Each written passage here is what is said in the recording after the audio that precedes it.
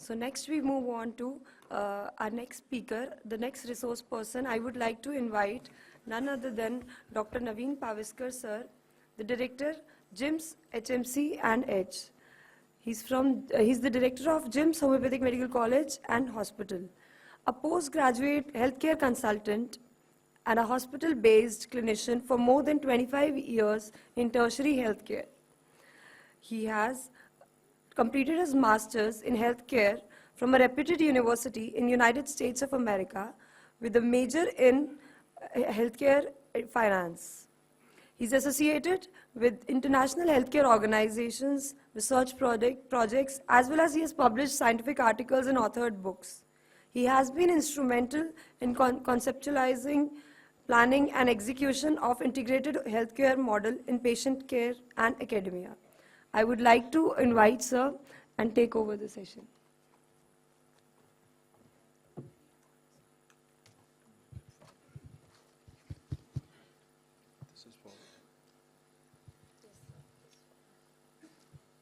Advances to the ledger management, to the cash flow statements, to the income statement and balance sheet, and all of them are not same. One does not replace other. So ask your account department to build this up over a period of time, and every document or everything tells a different information. I have listed it down on the right side. How does it tell you what are the different things that are happening in your hospital? Without this fuel, nothing works.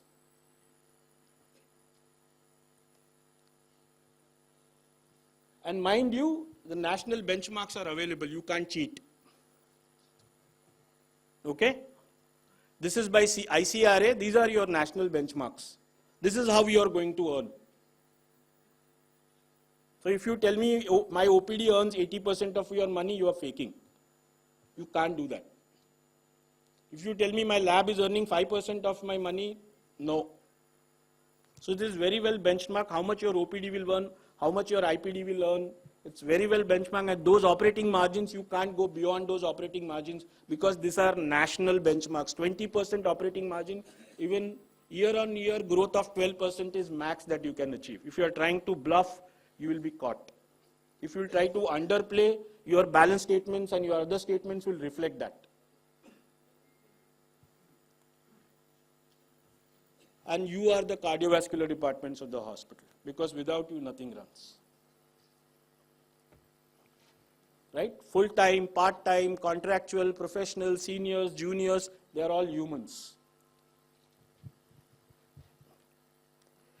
More important, it is important to maintain workforce efficiency, workplace safety, and workplace safety now has become a very, very important issue, especially after the Calcutta incidents. And there are new laws in place, and you are expected to follow those particular laws for workplace safety as well.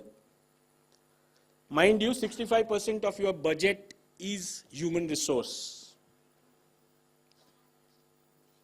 65% of your budget, mind this number is very, very important. 65% of your budget, this is a benchmark budget. 50 to 65% of all hospital budgets, and the costliest resource is the green one over here, and then the orange one over here.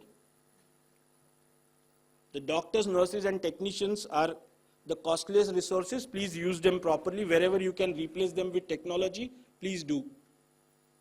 If you can replace a doctor with technology, you end up saving around 30 to 40%. Where you don't need him, don't put him.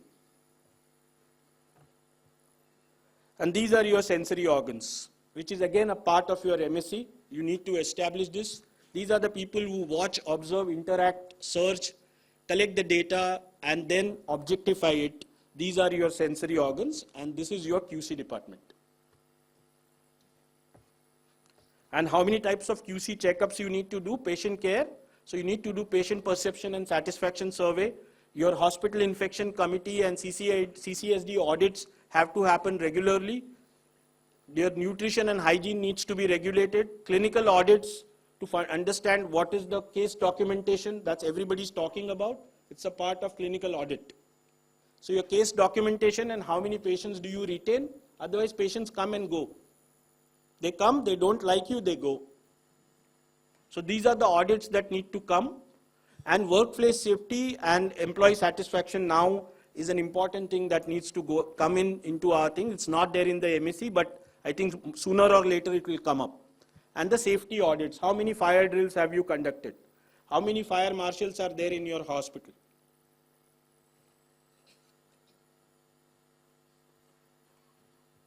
And then let's look at the skill center. This is your frontal lobe.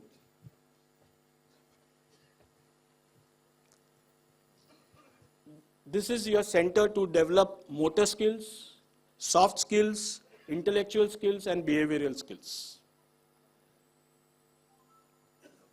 So the point that Sir was talking about, Jain Sir was talking about, research and education departments are the important departments now in our hospital, and with immediate effect we need to start building them up. And that's your frontal cortex. I think we have a very simple job to do. Just keep two people happy. One is your patients. Keep the patients happy. Students will become automatically happy. So your revenue is actually, if you generate good revenue and have good patient flows, students will automatically flock in, and then it actually builds up your other jar as well. Right? So let's get the priorities right, and we'll be able to do the business as well. And clinical research and education department, I don't think I need to speak too much on this. Well, we focus a lot on this, but this is actually, you're just the skeleton, and that is your hospital infrastructure. Everybody has it, but no muscles, no neuromuscular junctions, no oxygen, no metabolism, and it just remains a structure. You should minimally have at least your master plan and floor plans with your MEA, with your medical superintendent should have master plan and floor plans in his office, not with your management. And you should have fire, environmental, and occupational certificates in your office. Good for construction drawings, MEPs may not be there, but have these minimally with you, because without this you can't function. And then of course the outreach and community services. There are two types. One, you can have an outreach center, or you can have a community outreach program as well. So what are you? Principals and medical superintendents are actually the pituitary gland. Correct? You are very small, sitting in a small office somewhere, but you are the ones who are controlling, collaborating, balancing, coordinating, and giving new ideas. So give yourself a hand, because you are these people. Without the pituitary, nothing functions. Last but not least, how do you show the proof of what you have done? The proof of the pudding is here.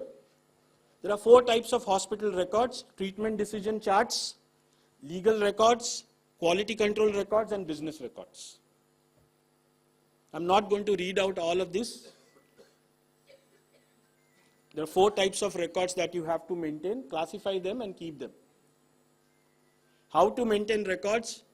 From the time the patient walks in till he walks out, there are points where you need to maintain each and every record. It is important to maintain record because it talks about continuity of your clinical work. Data it contains leads to treatment decisions by the doctor. So if you don't write, the treatment decision is gone, and that is injustice to your patient. You need to write the diagnosis, your reasoning of your homeopathic remedy, why did you prescribe it, what is the totality. That is your treatment decision making, and that needs to be there on the paper, not just for your students to learn, but it is also for the patients to know, or to continue their treatment further. You need to go back and see what you have written and what were your previous decisions. This is the only way we communicate with each other. I give my record to someone, he is able to read that and understand what my thought process was. If I don't write, nobody knows what my thought process was. Your actions do not denote your thought process, right? We have record which says fistula and some remedy. That's not thought process. That's just a diagnosis and remedy. What do they carry? Why to maintain records? Medical records carry medical and personal information. It has to have handled with privacy and integrity. Effective professional communication happens only through medical records. Treatment decisions and continuity care is based on medical record, and it involves, medical record keeping involves procedures, protocols, rules and responsibilities. And so medical record room is a very, very important investment that you will make. If your PG comes and tells me, sir, how many hypertension patients do I have? You can't be counting on your fingers. You should refer him to the medical record department. He should be able to retrieve that data and tell him, if you want to take up this for your PhD, this is the clinical data that I have. Correct? So digitize your medical records department and have a software for retrieval. Otherwise, digitizing is nothing more than just creating the stacks in your servers, which you are creating physically. Unless you have data retrieval department, it's useless to create digitize. So digitize and create a software for retrieval of data. So these are your registers that everybody checks.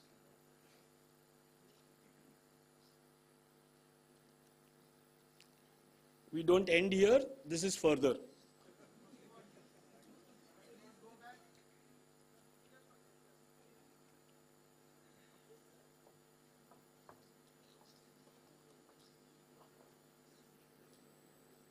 And mind you, all this have to be linked. That is why I'm emphasizing, draw your workflow, give that workflow to your DMS, and let all these be linked.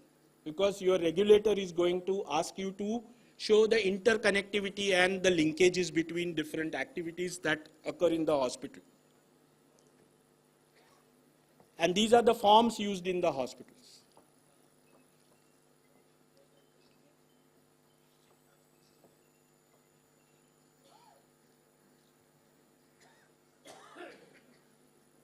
Functions of medical records department. Your census comes from medical record department. Please understand.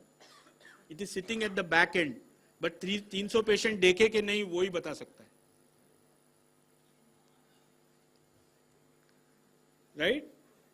है ना? तो वो rear engine drive है आपका. उसको neglect मत करो. And it should be able to give you all this, including the coding of diagnosis. Because now ICD-11, there are letters which say that we should code it as per ICD-11. So your coding also has to be there as a part of medical records department. And your retrieval should be based on ICD codes, not on the diagnosis. So this is all the data that your medical records department have to carry. And this is the workflow for how to maintain medical records department.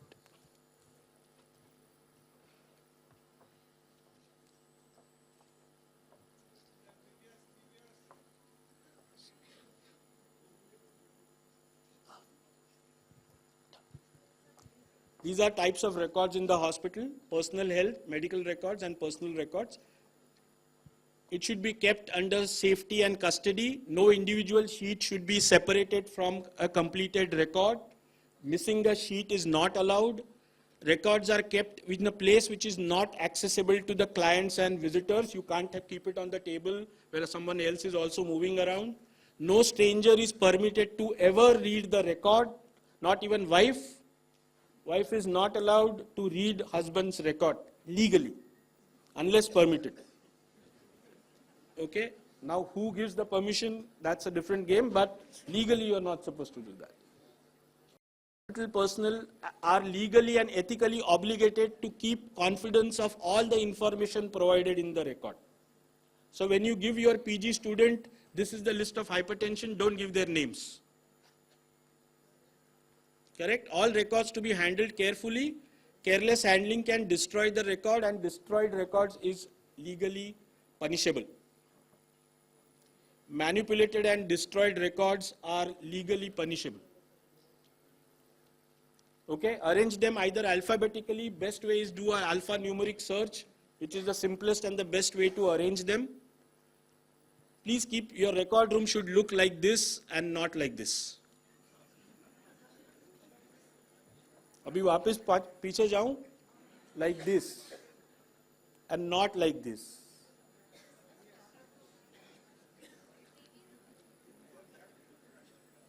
Best way is to maintain these records, because then you don't need that room.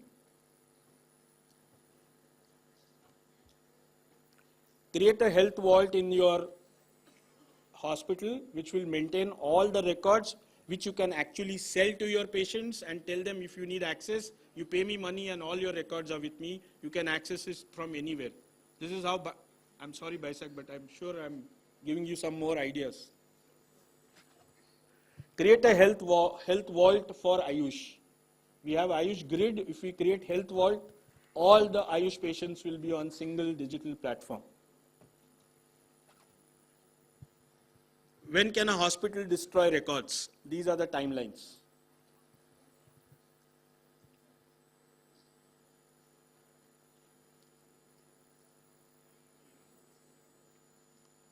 And don't recycle the hospital records.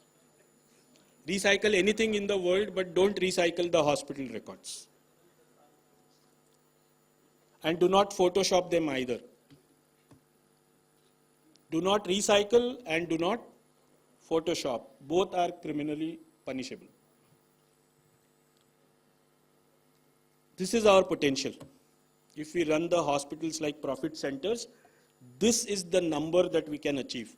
1,34,78,400 patients, 216 hospitals can very well achieve, and this is the kind of support that we can give to the Indian community if we do this well. And we have unutilized 23,32,800 patient beds. That's a criminal waste.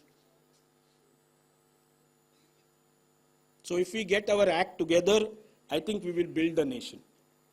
Thank you very much.